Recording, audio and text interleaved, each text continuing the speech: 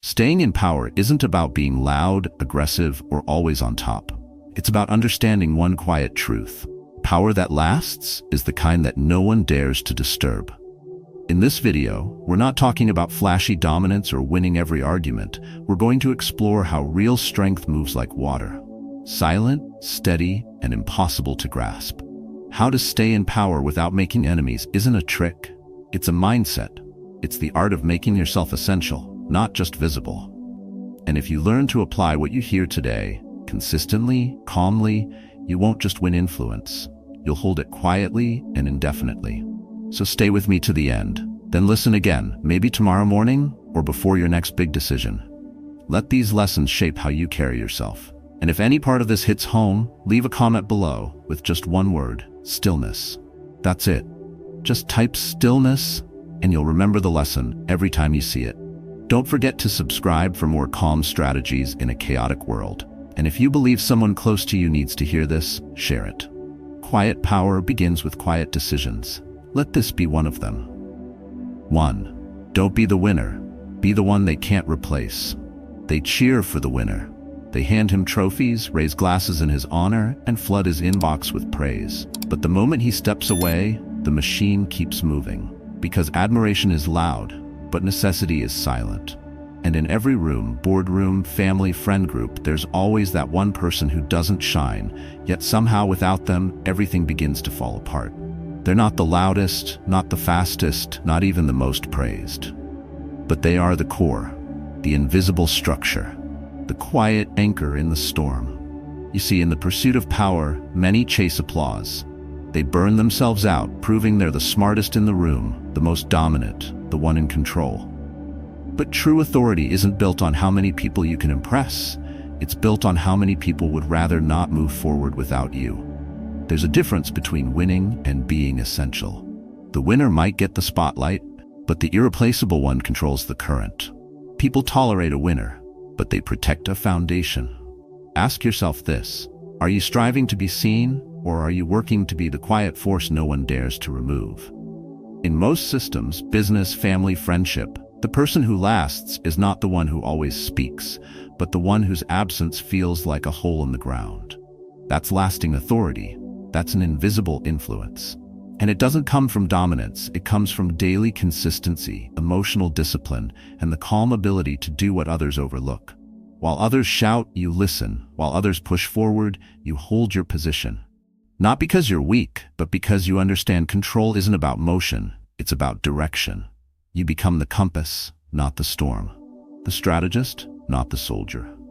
And when the tides shift and chaos returns, everyone turns to you, not because you demanded it, but because your quiet presence promised stability. Quiet strength is not a tactic, it's a way of being. People remember how you made them feel, yes, but more than that, they remember how safe they felt when you were around.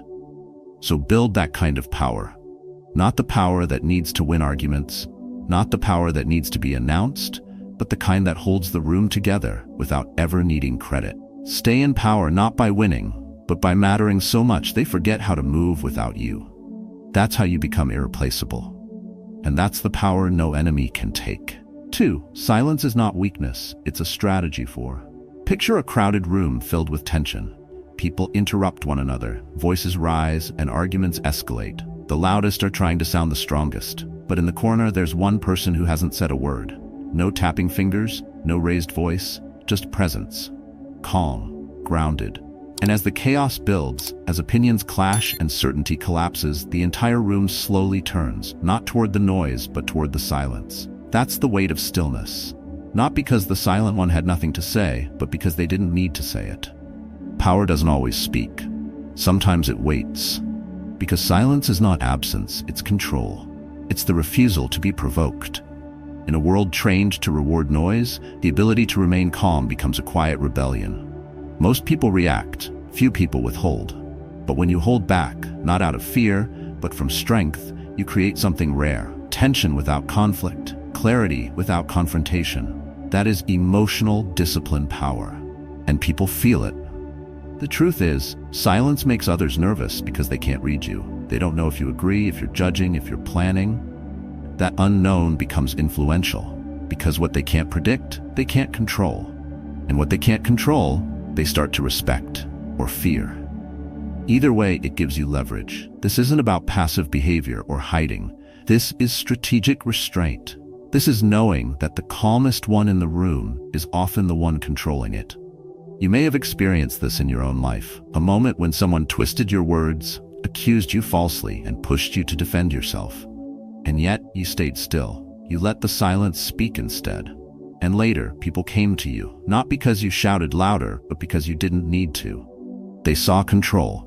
They felt your calmness under pressure. And they remembered it. This is how quiet power moves. No reaction, just clarity. No performance, just presence. In leadership, relationships, even in everyday conversations, the strongest move is often the one you don't make. The restraint to not explain, not attack, not play into their game. That's invisible influence. That's staying in control when others lose it. So next time you're pulled into noise, remember, silence doesn't mean defeat. It means you're above the arena. And when you're above the arena, no one can touch you. Because those who respond to everything are easy to provoke. But those who master silence become unshakable. And unshakable men are the ones who quietly shape the room, the outcome, and the world around them. 3.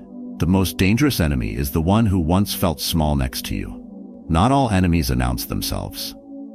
Some sit quietly beside you, smiling, nodding, agreeing, while a silent fire builds behind their eyes. The most dangerous enemy isn't the one who attacks you openly. It's the one who remembers how you made them feel when you didn't even notice. A friend once said something that never left me. "You joked about how clumsy I was back then. I laughed too. But that whole week, I felt like I didn't belong anywhere." He didn't confront me. He didn't leave. He kept showing up like nothing happened. But something had changed. That's how resentment works. It doesn't explode, it erodes. You might forget a moment when you made someone feel small. They won't. Because pride, unlike wounds, doesn't scab. It bruises in silence. And sometimes that bruise becomes the seed of a long game. You see, when people lose fairly, they move on. But when they feel humiliated, when their self-worth shrinks in your presence, they start keeping score in private. They don't come back to compete. They come back to correct the balance. And the scariest part is this: you won't see it coming, because the smile remains. The tone stays friendly. But underneath, a quiet strategy forms. This is why emotional discipline isn't just about controlling yourself. It's about how you handle others. You don't need to flatter people, but you needed to be aware of the invisible power of your words, your tone, and your timing. Making someone feel smaller than you may feel like dominance, but it creates enemies who don't want your position. They want your downfall. In leadership, in family, in every room you walk into, you leave behind two things: what you said and how you made others feel about themselves. The latter always lasts longer. A clever insult might win you a moment of applause, but that same insult might fuel someone else's quiet rise to power with you in their crosshairs. So ask yourself, is this moment of superiority worth planting resentment in someone's memory? Because the ones you underestimate today often come back more focused, more calculated, and less forgiving. That's the danger. Not in the noise, but in the silence that follows. Not in the fight, but in the wait.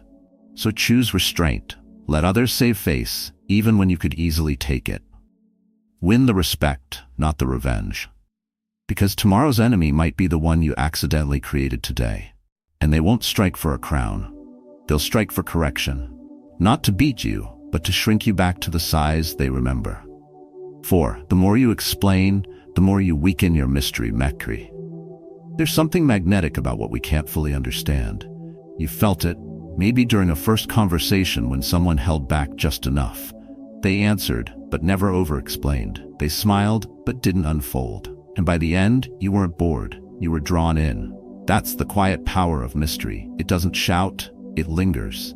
But the moment you explain too much, you strip it away. The more you try to make everyone understand you, the more predictable you become. And once people can predict you, they stop fearing your next move. Worse, they stop respecting it. Because power doesn't come from being fully known. It comes from being difficult to read. That's why in any room, office, negotiation, or even friendship, the person who says less but moves wisely always holds the silent advantage. People don't chase clarity. they chase contrast. The unknown commands attention because it leaves room for imagination. When they don't know exactly what you'll do next, they hesitate. That hesitation is leverage. The truth is, you don't have to justify every action. You don't owe people a full explanation for your standards, your silence, or your boundaries. In fact, when you do, you risk turning your presence into a case study, something they dissect, categorize, and reduce. And when that happens, you lose the invisible influence that made you distinct in the first place.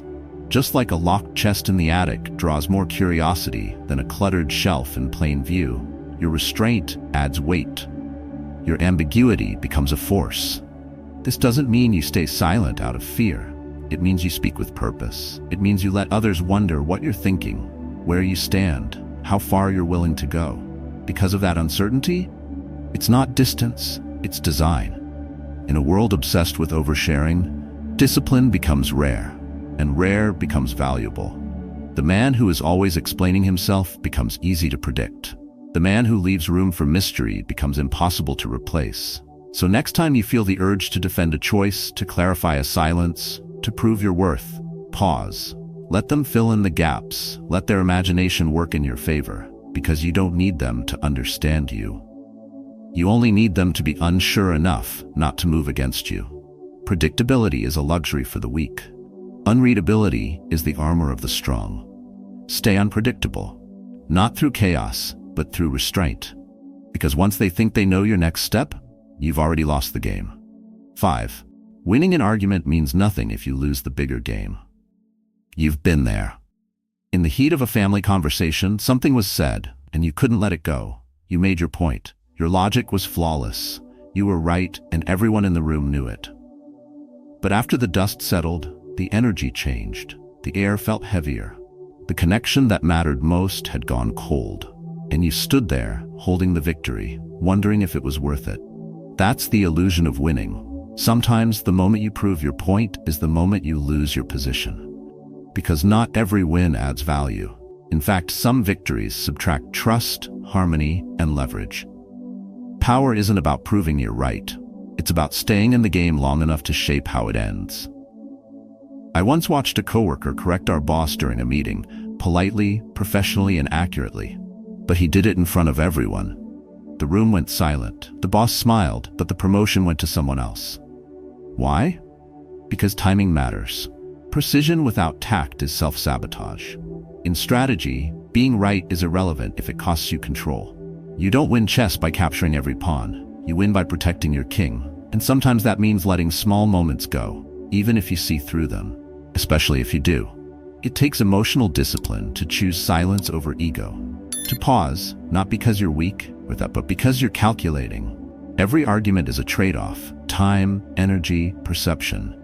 And not every trade is worth making. When your goal is long-term influence, you learn to let others feel like they've won.